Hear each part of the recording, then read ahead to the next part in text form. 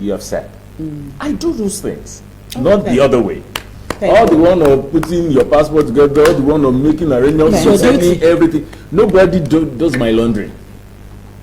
Although I give it out, even the one that I do myself, these small ones. So, like, I do my thing. So that's what I'm saying. Even do you do the kids thing too? Yeah, good. Now the kids thing, okay, probably she does, but like, no, you have said it to help out, and I just told you that the one that would be the burden from my end, I do. So I don't bother. Okay, so you just take care of yourself. That's I take care selfish of, way to do it. So if I'm in the house and I just take care of myself, and you then can imagine the chaos. No, I'm not going somewhere. You cannot just do that. And the question I said was, why? That's where the question is coming from. Yeah. At what point at what point did it change? Some of us grew up to know in those days. I like this I'm conversation. enjoying this because I have ready-made answers for Good. you. I know you always are. At what point did it change? At what point did it change? At what point? Let me now tell you. Is it the Benji stuff that the feminism thing came from Benji, whatever convention? No. Because and the truth is, that has caused a lot of issues because that came to ego bros. A man by nature has egos.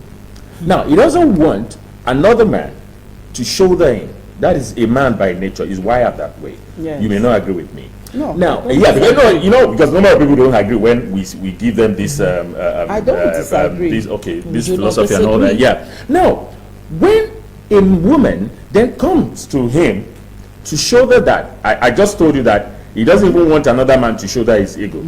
Now, when the woman comes, then there's a mentality to say, which I disagree with, that the woman is lower, or not in the same level with me, which I disagree, though. Don't let us go there. But now, when a woman comes with those to shoulder him or to bruise his ego, then there's trouble. And that is why, because you're saying because man is not helping, that's why we have issues at home. And I don't see it that way. I see it the way 3 or 4 questions. Yeah. And you contradicted yourself. Go on. Number one, you said you believe that men and women are kind of equal, but you already explained that men have an ego. Yeah. So those 2 points of views don't work together. No, it does. When a man has ego, no, let me explain. That is me. I'm just talking generally. I give the general one, and I'll give my own perspective. Okay. So those 2 perspectives never work together. Okay. If you're egoistical, you're not going to give a woman a chance. That's normal. There's no way you would do that. Number 2, you asked at what point it changed. It changed at the point where women started contributing economically to the table.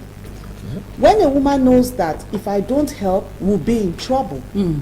That is when it started to change. And if you look at it, women have been doing that for a long time, but they were not given credit for it, and they were still treated like rubbish.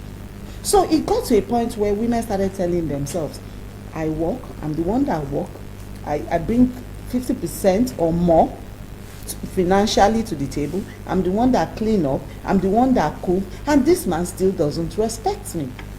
So that was where the things started changing, and that was where the idea of being a single woman now became very acceptable in the society, because I'd rather be alone raising my children than staying with a man I'm slaving for, and there's no respect given to me or even acknowledgement. I don't say don't even respect, acknowledge the fact that you're doing a good job. And because of our emotional makeup, all we need is a tap on the shoulder sometimes, most times, just to say you're doing well enough, well done, which that ego the man has does not allow him to do. Most times to give. Most of the time. Secondly, he's not the sole provider. And in cases where a man is sole provider, he gives laws inhibiting the value of the woman in the house. So in both situations, you don't win. What we should ask for, or what we are pleading for, is not a by force thing. Whether the men like it or not, the evolution will take place. Women will take their rightful position.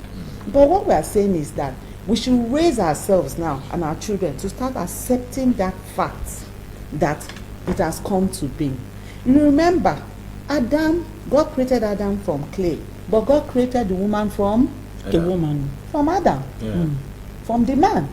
So God has known from time immemorial that we are going to always be a part of you.